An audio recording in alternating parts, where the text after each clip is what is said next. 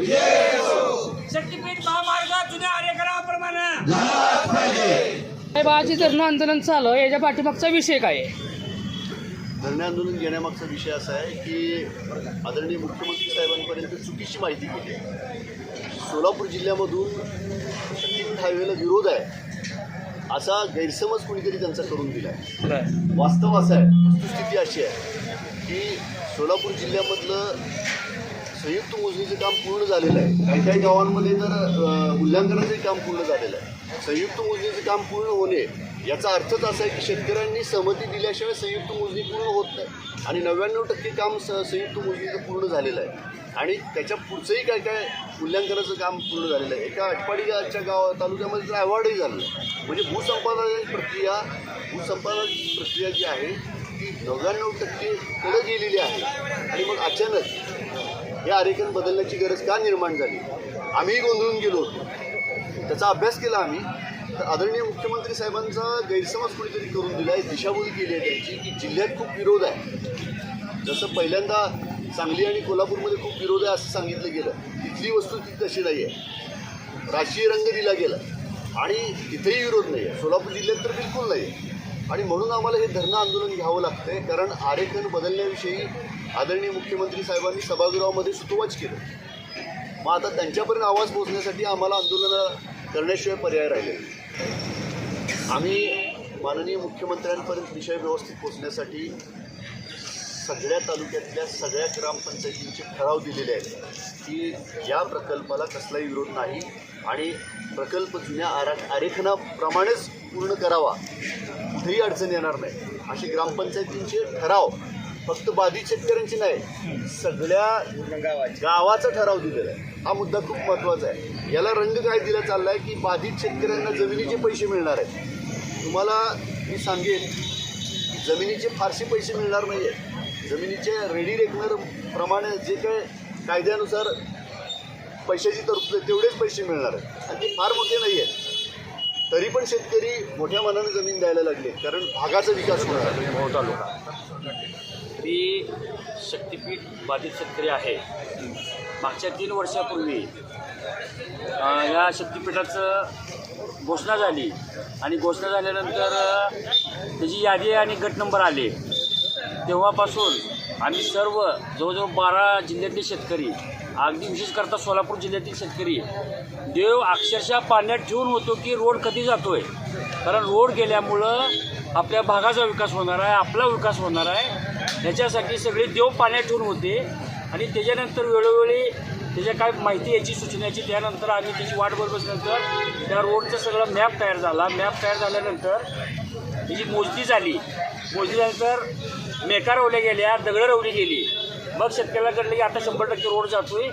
शेतकरी त्या आशेवर बसले, भाग आशेवर बसला आहे आणि अचानक हे जे अलाजमेंट आहे ते बदलून कुणीतरी चुकीची माहिती मुख्यमंत्री साहेबांना देऊन, काय दलालांनी, काय खोट्या नाट्या नेते मंडळींनी त्यांनी चुकीची माहिती देऊन हा रोड इकडून सोलापूर जिल्ह्यातून दुसऱ्या साईडनं पळवून आणि चोरून न्यायचा प्रयत्न केला आहे. आज सांगोला तालुक्यातील आणि सोलापूर जिल्ह्यातील बाधित शेतकरी जो शक्तीपीठ हा सोलापूर जिल्ह्यातून जात असताना हा सांगोला तालुक्यातील किंवा सोलापूर जिल्ह्यातून जात असताना हा दुष्काळी पट्ट्यातला हा महामार्ग आहे.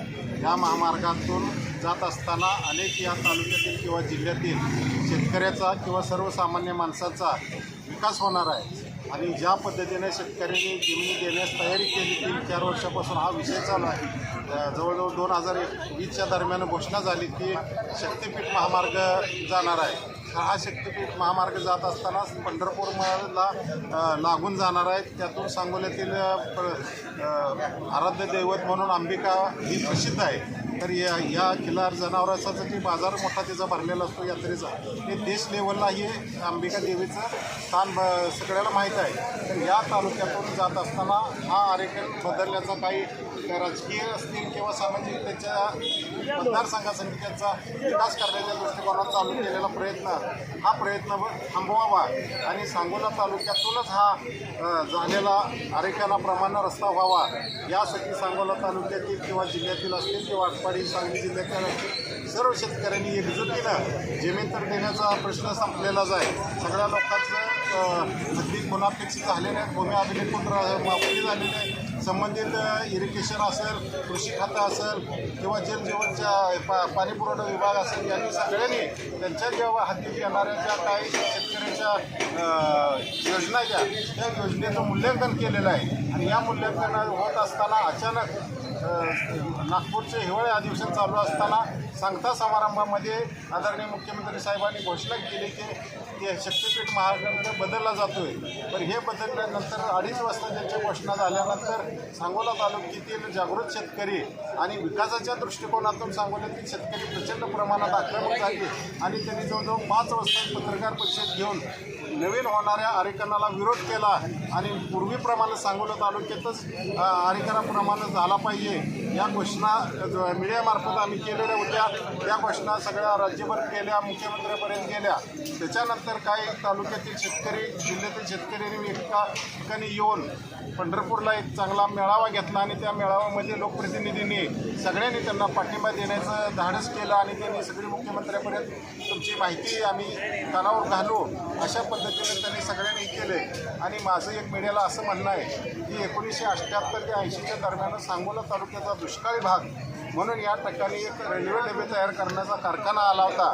त्यावेळी काही कारणास्तव तो गेला आणि प्रचंड प्रमाणात सांगोला तालुक्याचं नुकसान झालं.